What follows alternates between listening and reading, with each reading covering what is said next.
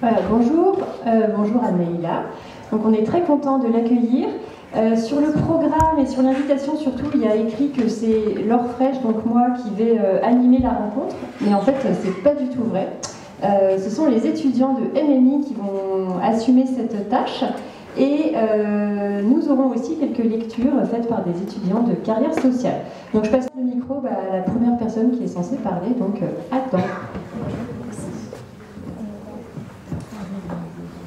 Alors, écrivaine, blogueuse, podcasteuse, designeuse de 25 ans, Neila Remessa utilise ses nombreux talents pour nous faire découvrir son pays et son peuple. Elle a créé Comme un exil, un endroit où les personnes qui ont dû quitter leur pays partagent leurs expériences.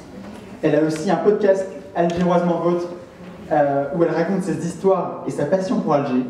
Et à travers son roman Brûleur, nous suivons les péripéties d'un personnage fictif qui quitte son pays natal, inspiré de témoignages dont qu'elle a pu recueillir. Neila Remessa retrace ses souvenirs et ceux de ses confrères exilés avec qui elle a pu partager de nombreux souvenirs. Bonjour, dans la salle aujourd'hui, il y a à la fois des étudiants de carrière sociale et des MMI, comme il faut savoir. Moi, je vais vous présenter un peu les MMI. Ici, c'est des classes de deuxième année qui sont présentes. MMI, c'est métier multimédia et l'Internet. C'est une formation vraiment pluridisciplinaire. Il y a à la fois de la programmation, du design graphique, de la communication et bien d'autres choses. Il y a également de l'audiovisuel, comme vous pouvez voir. Ça va donner des parcours qui sont très différents d'un élève à l'autre dans la même classe, qui vont ensuite pouvoir confronter des métiers très différents à la sortie, que ce soit développeur, community manager, etc. Donc on a aussi dans la salle des étudiants de carrière sociale qui, à travers des cours de droit, de sociologie et de méthode de projet, se destinent à des postes d'assistants sociaux, d'animateurs ou encore d'intervention. Tout paraissait sombre, sans doute parce que la ville est. Pourtant, une sorte de lueur, une rare lumière éclatante s'interpose à l'ombre entêtée. Grâce à elle, je suis là. Je suis en vie malgré le nombre de cigarettes que j'enchaîne. Un paquet, parfois deux, en l'espace de quelques heures. Depuis des jours, je t'avoue que je fume sans trop compter. Quand je me rends compte qu'il ne me reste qu'une petite clope solitaire, je m'empresse de sortir pour me ravitailler. Je passe par le vendeur de rue pour m'acheter 2 paquets de riz. Elles ont beau être dégueulasses, elles sont les moins coûteuses. 100 dinars le paquet. Quand il me reste quelques pièces, j'ajoute une petite poignée de coco et demande au marchand de cacahuètes d'y ajouter un peu de pistache. Si je m'aperçois que la mère se prépare pour l'agitation, je passe discrètement dans un dépôt d'alcool pour acheter un pack de Beaufort. C'est ma bière fétiche. Je rentre toujours la boire à l'abri des regards. C'est parce qu'à Saint-Eugène, tout le monde me connaît. Il me suffit de pointer le bout de mon nez dehors pour qu'on me lance des « ça y est, à tout va ». C'est dans ce quartier que j'ai grandi. On est une sorte de grande famille. Je suis comme tous les autres jeunes, mis à part que, depuis la disparition de mon père, ma vie s'est transformée en un truc que je n'arriverai pas à décrire. Un merdier, voilà. Alors je préfère rester seul dans cette petite chambre que j'ai louée. Après mes petites courses, je me prépare pour ma balade mentale. C'est un délire que je me suis créé. C'est ainsi que je parviens à oublier.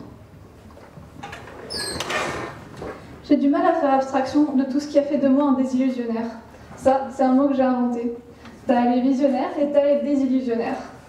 Eux, c'est tous les mecs comme moi, ceux qui ont abandonné les études, ceux qui ont foiré leur vie professionnelle, ceux qui ne deviennent jamais des hommes meilleurs, ceux qui ne savent pas aimer, ceux qui ne sont pas aimés.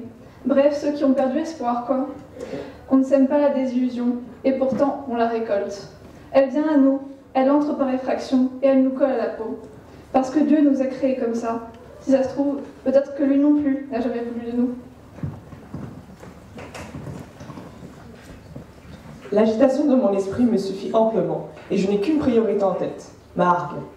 Je m'apprête à brûler les frontières comme l'ont fait des milliers d'autres avant moi. La particularité de nos départs se résume à leur insignifiance, parce qu'on choisit de partir comme ceux qui fuient la guerre ou encore l'esclavage. Pourtant, aucun de nous n'a connu la guerre, et encore moins l'esclavage. En réalité, ce ne sont pas nos pays qu'on déserte, c'est ce foutu système qui nous désespère. Il ne nous rapporte rien. En quête constante d'espoir, on se doit de quitter la terre du néant. Et moi, je ne suis pas si différent de tous ces jeunes, comme eux, Je veux me libérer d'un carcan qui, depuis ma naissance, me suit tel une ombre. J'ai besoin de vivre, de respirer le grand air, et, plus que tout, je dois me battre pour exister. Pour les désillusionnaires, il n'y a que la aria qui sauve.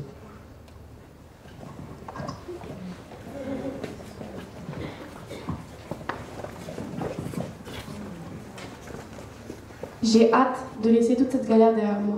Mais forcément, la mélancolie me gagne dès que je vois le petit dernier qui marche en décalé, juste derrière Youssef et Lutfi. C'est Abdou, mon petit frère. Putain, on y est déjà, le temps passe trop vite. Roya Abdou, je suis content que tu sois venu me voir. Il me serre dans ses bras comme il ne l'avait jamais fait auparavant. Une certaine pudeur a toujours existé entre nous. Mon frère n'a pas d'amis. Il ne s'est jamais soucié des jeunes de son âge. Abdou est taché de la réalité, il vit dans un monde parallèle et je crois qu'il s'y plaît. Partagé entre la passion du foot et l'amour de la religion, il essaye de jongler entre les deux en délaissant progressivement les études.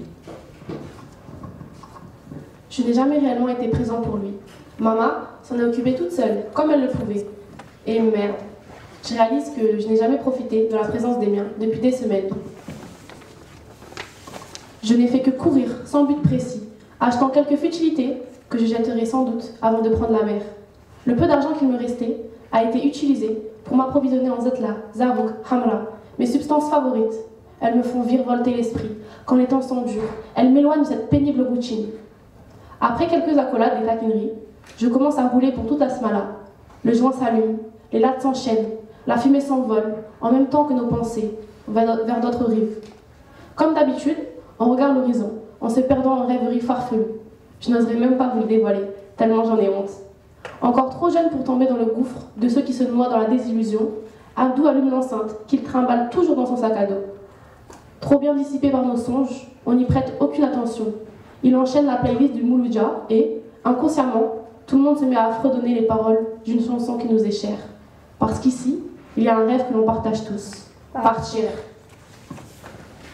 Je peux décider, là, maintenant, tout de suite, de tout abandonner. Mais toi et moi savons que je n'oserais pas. Par fierté, par dédain ou par envie d'avoir l'audace de foncer droit dans le mur. S'il le faut, je disparaîtrai des radars, je mourrai en mer. Mais jamais, au grand jamais, je ne rentrerai bredouille. Ce serait un trop grand échec. La haria, ce n'est pas une rêverie à porter. Pas la mienne en tout cas. Je ne craindrai pas la tentation du retour. Je suis là pour foutre le camp, et je n'ai rien à battre des conséquences. Omar, on va pas se défiler maintenant, on va y arriver, toi et moi. On ira à Paris, on réussira notre Paris.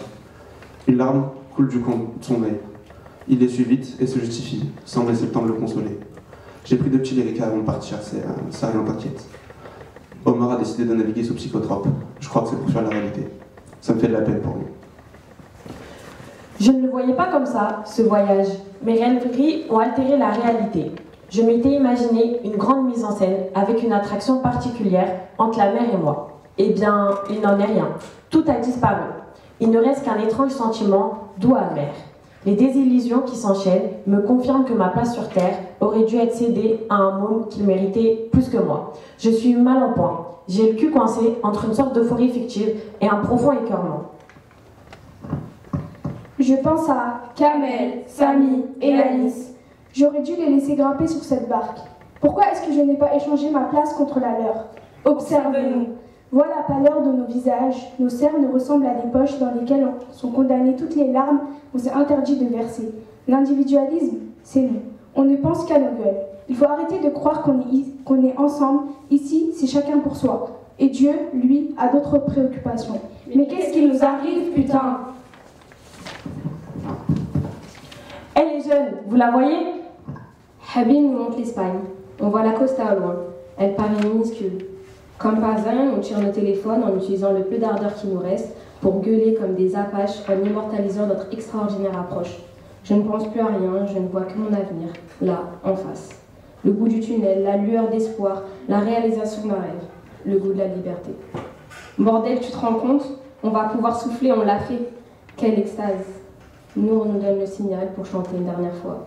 Je leur suggère Roma Walamtuma. Nour approuve. Oh, t'es un sentimental, toi, vendu. Les plus jeunes ne connaissent pas la chanson, mais ils suivent les paroles que Nour et moi fredonnons. Habib se joint à nous, puis les autres. يا البحر لا يهديك راني عليك ملمومة في القلة نخرج من أفريك روما ولا انتوما لا لا لا لا لا لا لا لا لا لا يا القنصل يديك غير وقالك ممنوع فيزا نخرج من أفريك روما ولا انتوما لا لا لا لا لا لا لا لا لا لا لا. Ô marin, que Dieu te guide. Je te demande de me faire fuir. Dans la cale, je sortirai de l'Afrique. Plutôt Rome que rester avec vous. Ô consul, que Dieu te guide. Je ne te demande qu'un papier, un visa pour sortir de l'Afrique. Plutôt Rome que rester avec vous.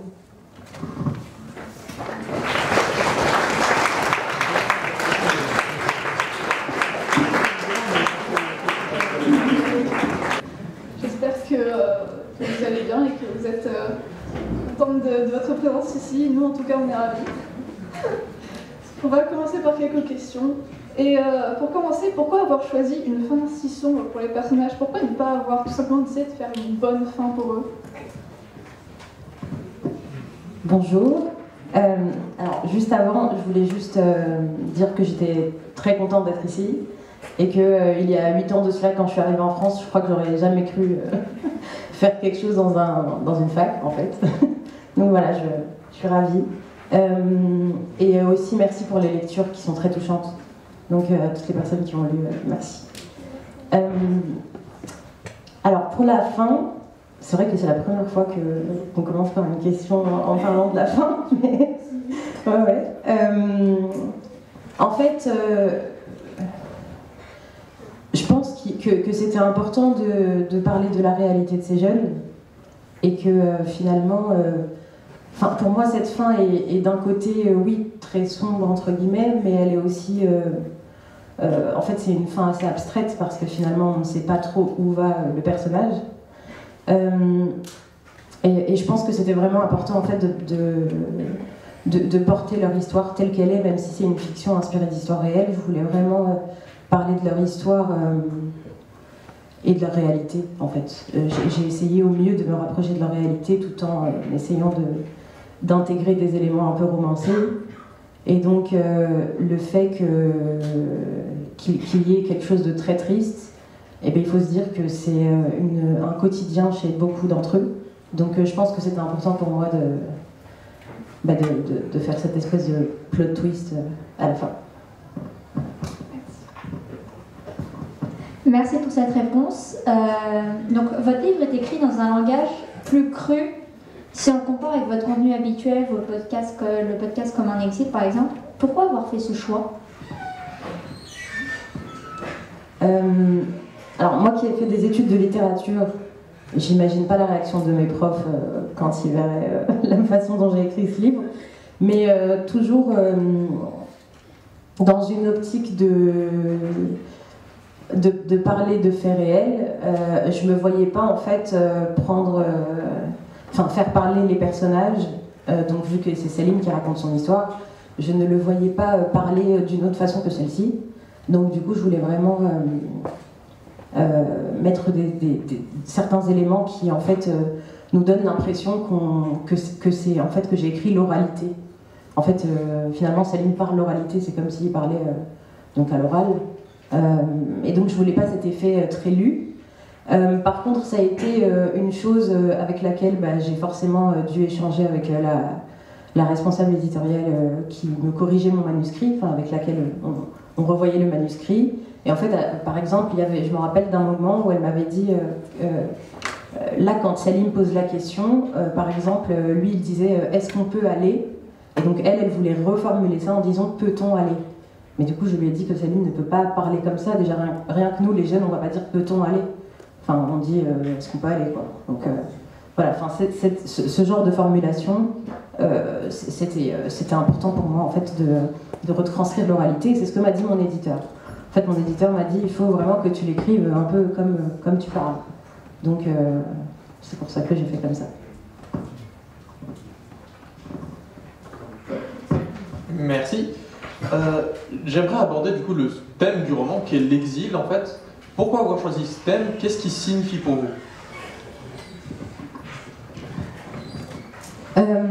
Alors, pour contextualiser, donc moi je suis née, j'ai grandi à Alger jusqu'à l'âge de 18 ans.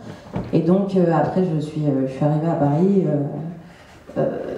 Ça a été une forme d'exil, mais c'est un exil choisi finalement. Et un exil privilégié aussi, parce qu'il y a des exils qui sont plus privilégiés que d'autres. Mais comme Salim, par exemple, et les autres personnages, en fait, quand on s'exile, on laisse forcément des choses derrière soi. Moi, c'était donc ma famille, mes amis et mon quotidien à Alger. Et donc, alors, les 2 premières années que j'ai passées à Paris, je ne me rendais pas forcément compte que je vivais un exil.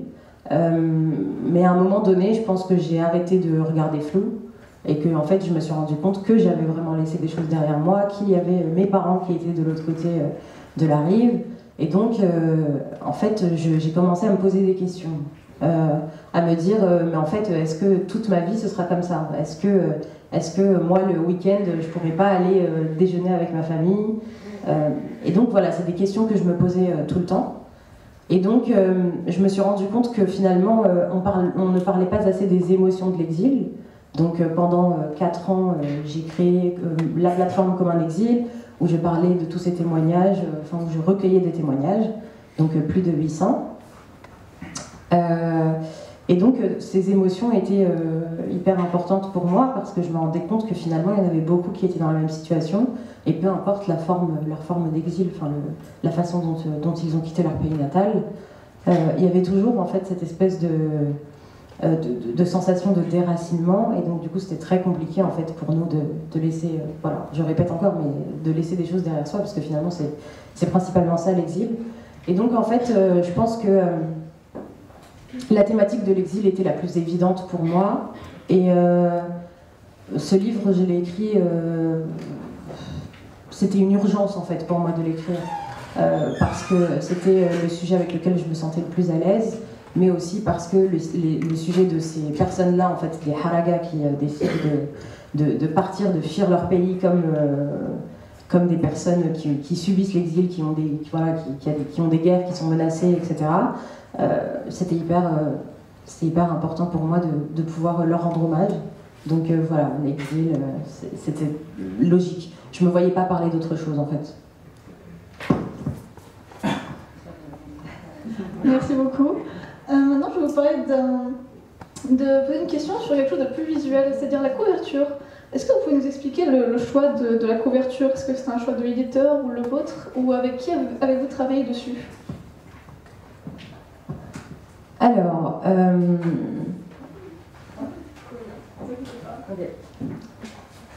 du coup, pour la couverture, alors, déjà, le label littéraire dans lequel... ah oui, voilà, donc, la couverture.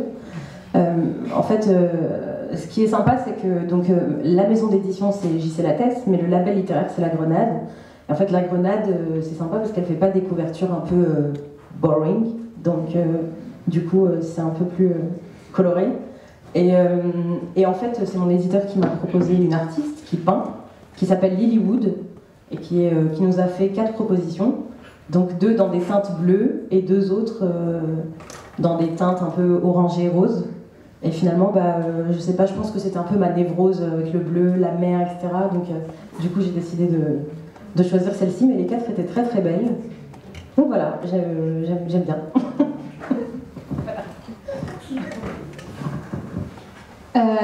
Merci. Non, parce qu'on fait des couvertures nous aussi. Donc, Ce premier roman vous a-t-il donné envie d'en écrire d'autres, que ce soit une suite ou d'autres projets proches ou non? Alors, quand j'ai écrit Brûleur, en fait, je ne me rendais pas compte de la discipline qu'il fallait avoir pour écrire un roman. Et donc, du coup, je me suis rendu compte que je me suis quand même beaucoup détachée de la vie de tous les jours pour en fait, être liée à mes personnages. Et je ne sais pas si c'est une forme, peut-être que c'est une forme de démence ou de folie, mais en fait, à chaque fois que je me baladais dans la rue, je pensais à mes personnages qui me suivaient tout le temps. Et donc, Est-ce que je suis prête à revivre ça? Pour le moment, je l'avoue, non. C'était dur, c'était très compliqué. Et puis même émotionnellement parlant, en fait, c'était assez lourd à porter. Parce que finalement, il y a eu un travail de documentation derrière ce livre. Et donc, c'était assez difficile en fait de porter toutes ces histoires et d'essayer de créer une frontière entre l'empathie et la compréhension. Parce que du coup, moi, j'ai mon histoire d'exil, mais aussi l'histoire de ces jeunes. Et en fait, il fallait vraiment que je puisse quand même les discerner, quoi. Enfin, il y a mon histoire et la leur, et donc c'est assez compliqué en fait. Plus on a des témoignages et plus on se rend compte que c'est assez lourd. Surtout si on n'a pas fait comme moi de formation en recueil de témoignages ou peut-être même en psy, parce que finalement à un moment donné on se rend compte qu'on devient une éponge. Et donc écrire en tout cas une suite, c'est pas prévu. Enfin, il n'y aura pas de suite à Brûleur, ça c'est sûr. Après, écrire autre chose peut-être d'un peu plus léger ou qui parle d'un sujet moins lourd entre guillemets, peut-être, mais en tout cas pour l'instant je n'écris rien du tout. Très bien. Écrire un roman, c'est pas une tâche facile, mais vous avez justement ces études littéraires, vous avez réalisé 2 podcasts avant ça, Agéorieusement Vôtre et Quand Exil. Est-ce que donc écrire un roman était une suite logique pour vous?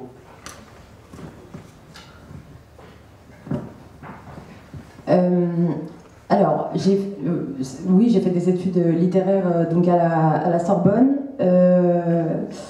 Mes études, c'était, pour préciser, lettres, édition, médias audiovisuels. Et ensuite, j'ai fait un master de littérature comparée. Et alors, c'était pas du tout prévu. En fait, quand j'étais à la fac, je ne savais absolument pas ce que j'allais faire après. Donc j'étais assez perdue, à vrai dire, surtout que en fait en littérature on ne connaît pas vraiment les débouchés, donc en fait on ne sait pas trop. Peut-être qu'on va essayer de travailler dans le domaine de la littérature, mais c'est vraiment très compliqué. Et donc en fait c'était même pas prévu que j'écrive ce roman, étant donné qu'en fait, j'avais toute la matière qu'il fallait, et c'est mon éditeur qui m'a écrit sur Instagram et qui m'a dit salut Leïla, t'as pas envie d'écrire un livre? Et en fait, lui, il voulait parler donc un livre qui part des témoignages de Comme un exil. Mais finalement, quand on s'est rencontrés, donc qui m'a convié à la maison d'édition, qui était d'ailleurs, c'est très impressionnant quand même. Et bah du coup, je lui ai parlé de ce sujet-là, étant donné que en fait, mes amis avaient connu cette traversée, et c'est comme ça en fait qu'on a décidé d'écrire ce livre.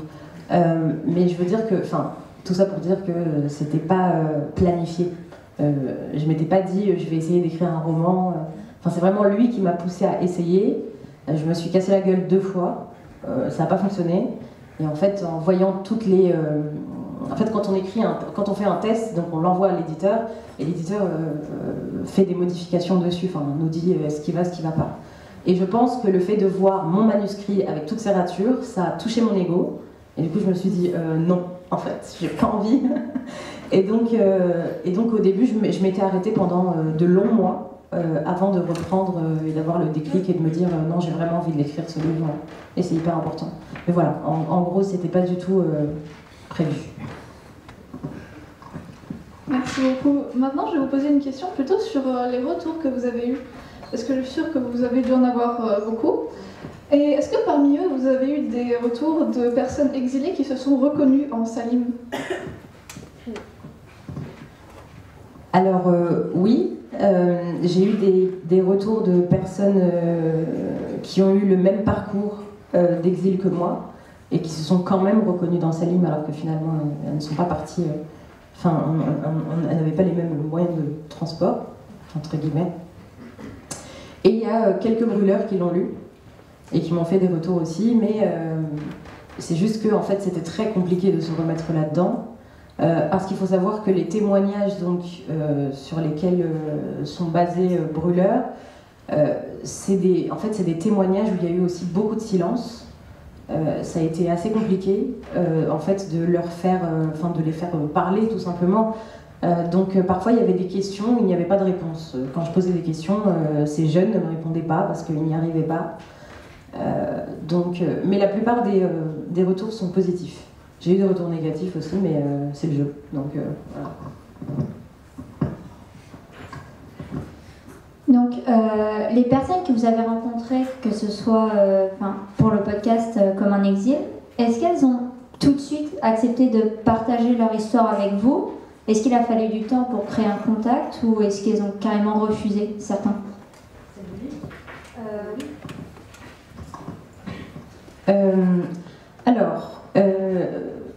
En fait, il y a 2 personnes que je connaissais déjà d'Alger. Et en fait, en pleine période de Covid, je me rappelle avoir reçu un appel téléphonique d'un numéro que je ne connaissais pas.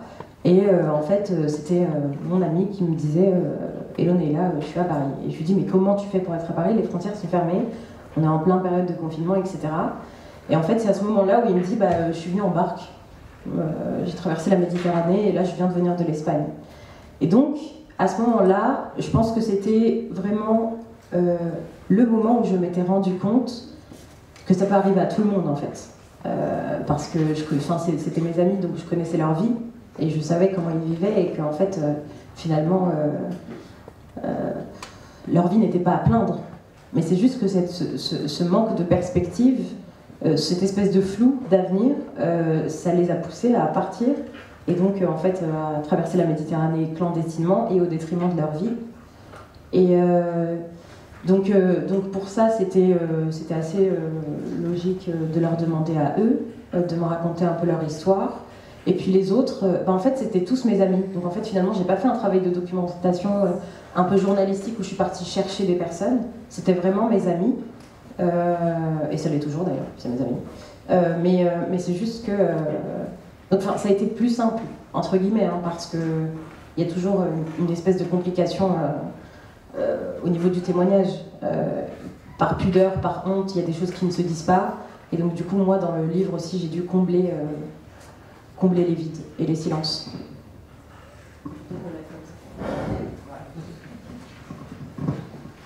Il y a les visionnaires et les désillusionnaires. Est-ce qu'à un moment ou à un autre, vous êtes considéré comme tel? Oui. Oui, je pense qu'il y a des moments, où je me considère comme une désillusionnaire. Et il y a des moments où je me considère comme une visionnaire, quand on se sent plus. Mais oui, ça arrive. En tout cas, en fait, cette espèce d'émotion avec la désillusion. En fait, j'en discutais la dernière fois avec un ami, et on parle souvent de rechute. En fait, on se dit la vie va bien, tout se passe bien, et puis en fait, un soir, on rentre chez nous, on est seul, et en fait, il y a une espèce de rechute où on se rend compte que, on se dit. Ma famille n'est pas là, qu'est-ce que je fais ici, quoi.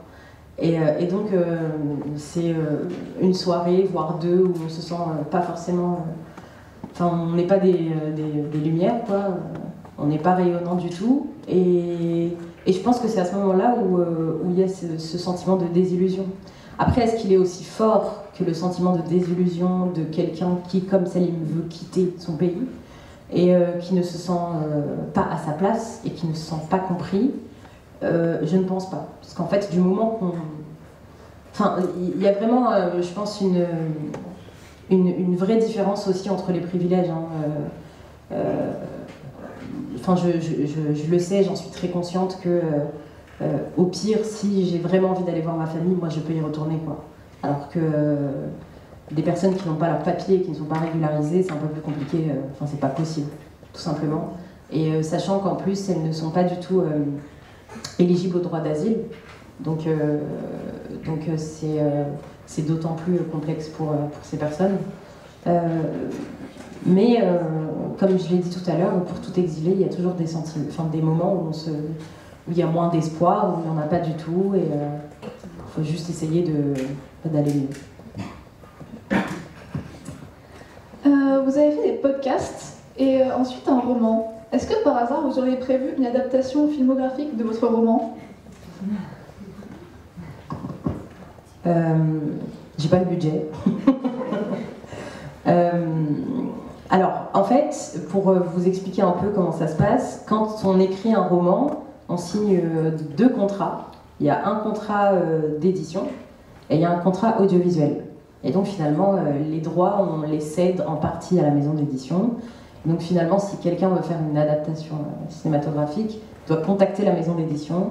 Et en fait, finalement, la décision revient à la maison d'édition, même s'ils peuvent me demander.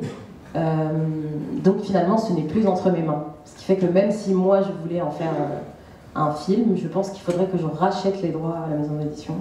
Mais chose que je prévois pas de faire, parce que j'imagine que c'est très compliqué. Mais si quelqu'un a envie d'en faire un film un de ces jours, moi je dirais pas non. Parmi les multitudes de témoignages de Comme en exil, est-ce qu'il y a une histoire qui vous a particulièrement marqué? Je réfléchis.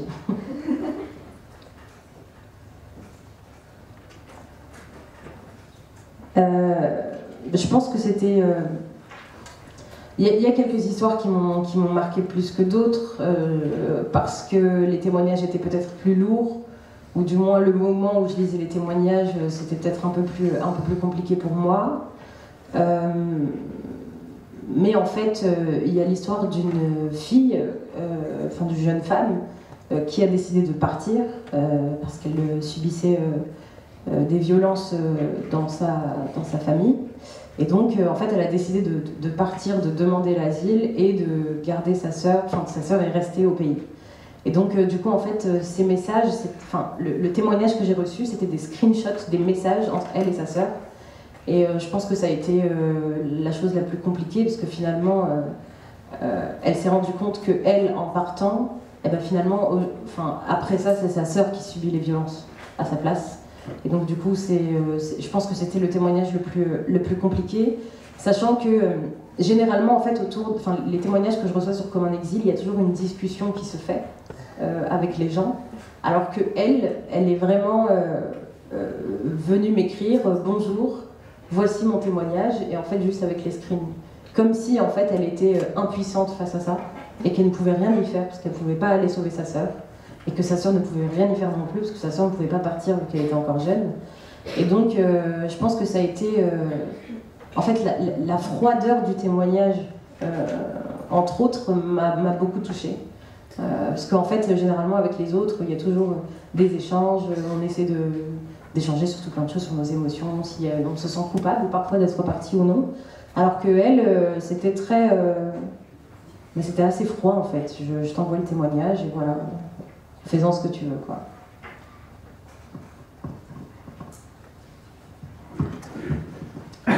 L'exil ne se finit pas toujours bien, on n'atterrit pas forcément dans une meilleure situation que la situation de départ. Du coup, j'aimerais savoir, s'exiler, en fait, est-ce que c'est un bon choix, en fait? Justement, est-ce que cette situation finale mérite tous les risques, en fait, qu'on peut entreprendre? C'est une question fermée. Ça, je ne saurais pas vraiment le dire, parce qu'il y a de jolies histoires d'exil. Il y a des histoires qui se finissent bien, mais il y a des histoires qui se finissent de manière tragique. Mais je pense que, en tout cas, moi, pour la plupart des personnes que j'ai rencontrées dans mon parcours, dans tous ces projets, via tous ces projets avec l'exil, etc., je sais que toutes celles qui ont voulu partir ne regrettent quand même pas d'être parties, parce qu'au moins elles auront essayé. Mais c'est vrai que l'exil ne se finit pas toujours bien, mais comme l'exil n'est pas non plus synonyme de douleur, en fait, il y a des exils qui peuvent, des histoires d'exil qui peuvent être assez positives, même si parfois il faut beaucoup de temps, beaucoup de patience aussi. Et je pense que dans certains cas, on apprend à vivre avec. En fait, au début, par exemple, pour mon cas, moi, je ne me sentais pas déracinée.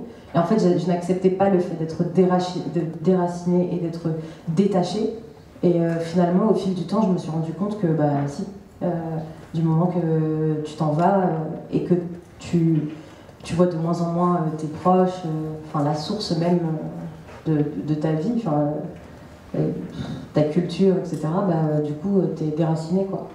Donc il y a des choses, je pense, avec lesquelles on peut vivre et qu'on peut accepter. Mais il y a d'autres choses, oui, il y a des histoires d'exil qui sont tragiques, comme par exemple ce qui est arrivé à Omar dans le livre. Forcément, enfin, je pense que la plupart étaient conscients, en tout cas par exemple pour les haragas que j'ai rencontrés, la plupart étaient conscients qu'ils risquaient leur vie.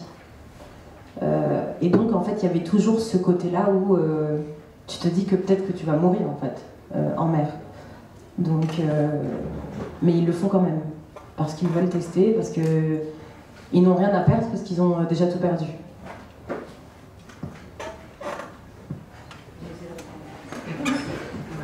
Merci beaucoup.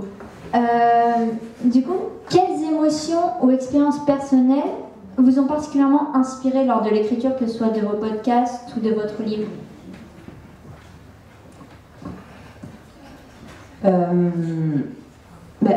Je pense que c'est mes pensées en vrac à moi, où j'essayais de mettre sur papier mes émotions déjà, et de les comprendre, parce que j'arrivais pas à comprendre mes émotions au début.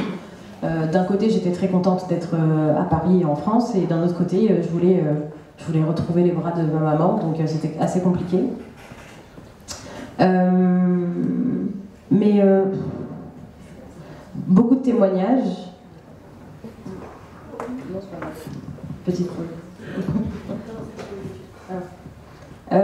Beaucoup de témoignages d'exilés m'ont fait me rendre compte de pas mal de choses en réalité, parce que finalement, recueillir 800 témoignages en 4 ans, on devient une éponge. Donc c'est très compliqué. Surtout que j'étais seule derrière ce projet, donc ça c'était assez compliqué. Mais ça a aussi été une thérapie, une forme de thérapie en fait, pour me rendre compte de mes émotions.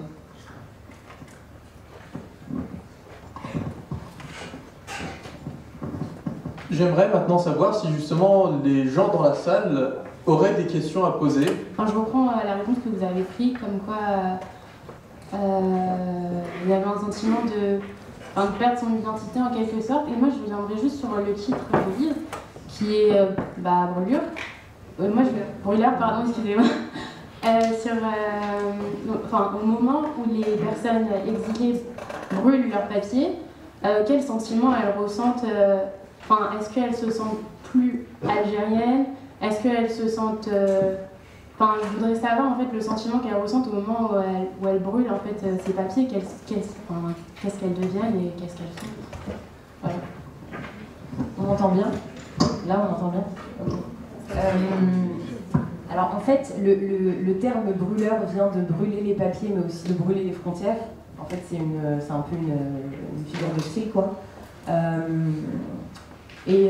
En fait, moi, je trouve qu'elles ne perdent en rien leur identité. En fait, elles le font juste pour éviter les problèmes avec les autorités des pays d'accueil, entre guillemets, même si elles sont, comme je l'ai dit tout à l'heure, elles ne sont pas éligibles au droit d'asile. Mais elles ne perdent en rien leur identité, même en tout cas en fait vis-à-vis d'elles-mêmes, quoi. C'est pas des personnes qui vont dire ok, j'ai jeté mon passeport dans la mer ou j'ai brûlé mon passeport et donc du coup je ne me sens plus ce que je suis. Au contraire, moi je les trouve très très fiers de leur identité,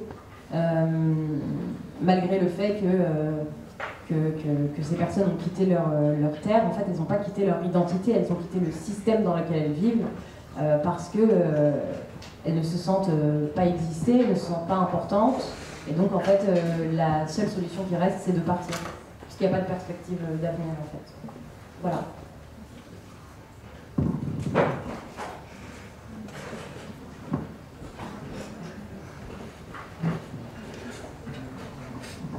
Bonjour. Bonjour. Moi, je m'occupe des mineurs non accompagnés à Paris.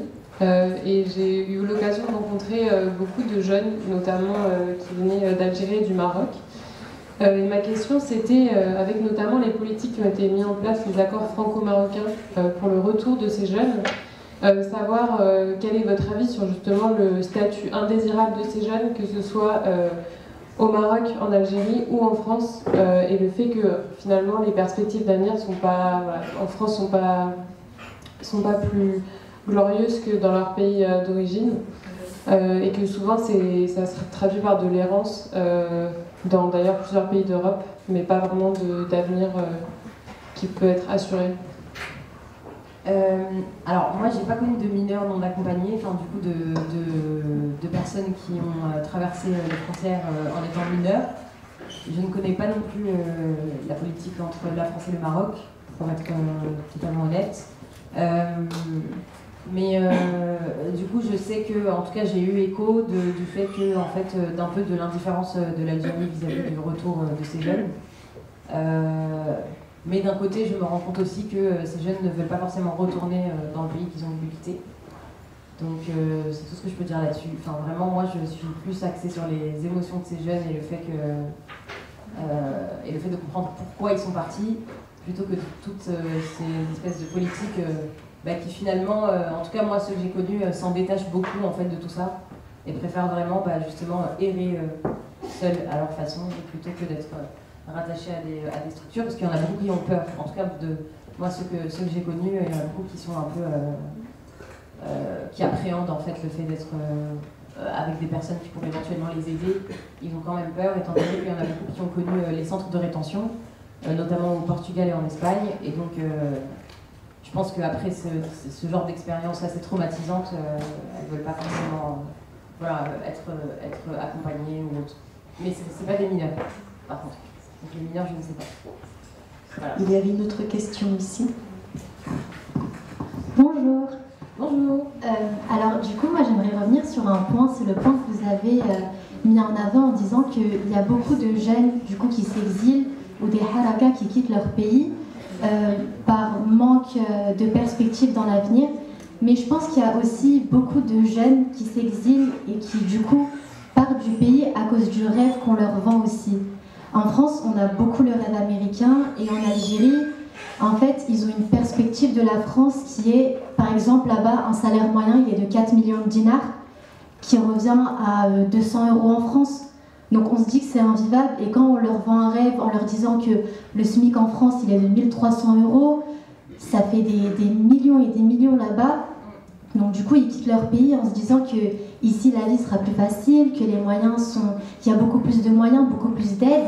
Et en fait, à cause de cette image qu'on leur montre, même nous en tant qu'immigrés, quand on va là-bas, ça leur vend un rêve.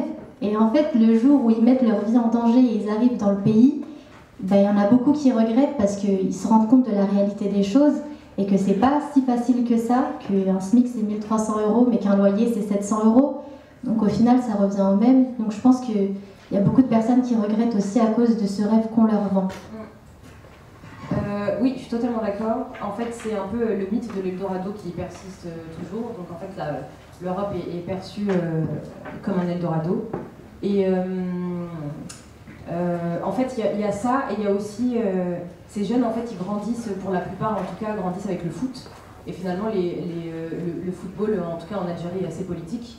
Et donc finalement, les chants de foot avec les ultras, etc., donc les supporters, ont des chants politiques qui parlent justement de l'exil, qui parlent du fait qu'on va s'en aller, et d'où le fait d'avoir mis des chants d'exil en fait dans le roman. C'est parce que ça fait vraiment partie de leur identité et qu'ils ont grandi avec, en fait. Ils ont été forgés à ça, avec ces chants, en allant au stade, en allant supporter une équipe, etc. Mais c'est vrai que oui, en fait, le mythe de l'Eldorado persiste, et le problème est que, en fait, moi je m'en suis rendu compte quand je les voyais faire, les photos qu'ils envoient aux personnes qui sont restées de l'autre côté, en fait, c'est des photos en face de la Tour Eiffel, peut-être dans les Champs-Élysées, en train de faire la fête, et waouh, regardez comment on fait. Alors que finalement, c'est pas leur réalité. Donc c'est vrai que c'est en fait, c'est un espèce de fantasme qui reste encore et encore, et je pense qu'il va persister dans les années à venir. Voilà. Et juste pour préciser, c'est pas 4 millions de dinars, c'est 4 millions de centimes, le SMIC. Voilà. Est-ce qu'il y a d'autres questions ?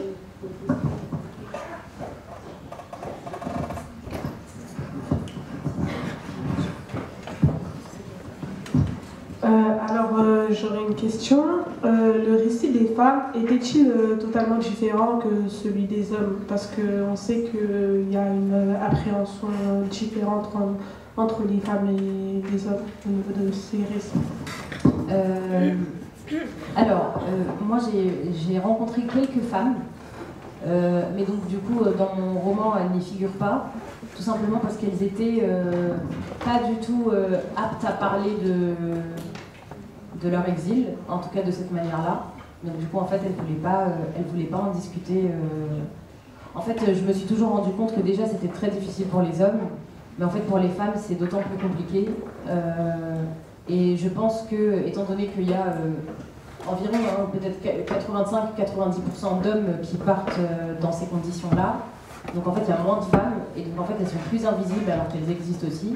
Mais donc du coup, étant donné que moi le roman est basé sur des faits réels, enfin des histoires réelles au pluriel, c'est que je voulais pas inventer des histoires de femmes pour dire oui voilà l'histoire des femmes. Donc, mais en fait les femmes n'en parlent pas. Ça c'est le gros souci.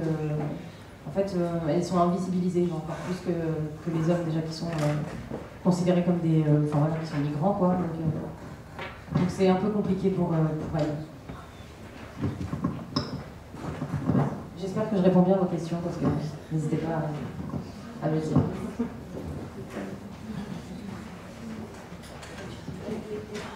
Il y a des questions. Bonjour. Vous utilisez beaucoup le mot exil. Est-ce que vous pensez que c'est le bon terme à utiliser? Et pourquoi vous n'utilisez pas un autre terme comme réfugié ou d'autres mots? C'est une bonne question.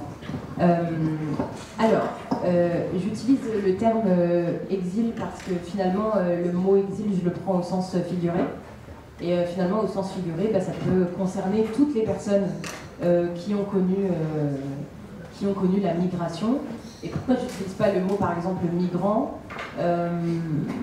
Parce qu'en fait, on a tendance à croire que les migrants, c'est les réfugiés, alors que finalement, moi qui ai quitté ma terre, mon pays natal, je suis aussi migrante, finalement.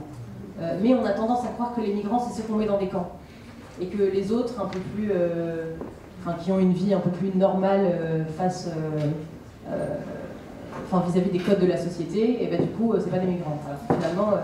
quelqu'un qui migre, c'est quelqu'un qui part d'un point A à un point B et qui décide en fait de quitter sa terre pour aller vivre ailleurs. Donc voilà. Et pour réfugié, en fait, pour être réfugié, il faut avoir un droit d'asile. Et donc du coup, étant donné que moi j'ai par exemple pas de droit d'asile, pour prendre mon exemple, moi j'ai un titre de séjour. Et donc finalement avec mon titre de séjour, c'est pas un asile finalement.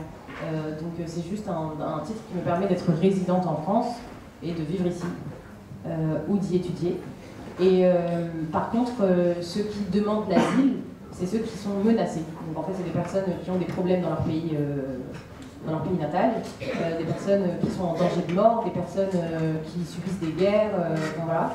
Alors que finalement, ces personnes dont je parle moi, donc qui sont aussi des migrants, moi je le suis aussi, je suis migrante, c'est des personnes en fait qui sont un peu entre les deux. Parce qu'elles n'ont pas de problèmes majeurs dans leur pays, étant donné qu'elles viennent généralement du Maghreb. Donc en fait, au Maroc, en Algérie, en Tunisie, il n'y a pas de problème politique majeur, il n'y a pas de guerre, il n'y a pas de personnes qui sont menacées de mort. Et donc, en fait, elles ne sont pas éligibles au droit d'asile. Parce que pour être éligible au droit d'asile, il faut quand même des preuves, quoi. Donc c'est pour ça que j'utilise le terme exil qui finalement regroupe tout le monde. Et puis, je pense que beaucoup d'entre vous, ou tout le monde, savent que le terme immigration est le terme le plus galvaudé, en tout cas en langue française. C'est un terme qu'on utilise à tout va, donc c'était pas le plus approprié. Voilà.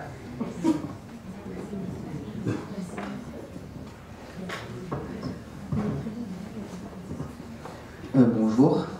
J'aurais voulu savoir du coup si vous avez appréhendé le fait que certaines personnes du coup perçoivent l'Algérie comme un pays à fuir et dans lequel du coup on n'a pas d'avenir. Oui. Oui, forcément. J'ai eu des retours là-dessus. Mais en fait, c'est tout simplement une réalité, quoi. Certes, pas que l'Algérie est un pays à fuir, mais qu'il y a des personnes qui fuient ce pays. Donc des jeunes, en fait, qui fantasment de l'Occident et qui veulent partir vivre là-bas. Après, est-ce que j'ai eu peur? Non. Parce que moi, en tout cas, pour ma part, je sais ce qu'est l'Algérie, j'y ai grandi, et il y a mes parents qui y vivent toujours. Comme tout autre pays, tout n'est pas rose, mais on peut s'y faire. Mais voilà, il n'y a pas eu d'appréhension. Il n'y a pas eu d'appréhension, mais c'est vrai que j'ai eu des remarques là-dessus. On s'y fait.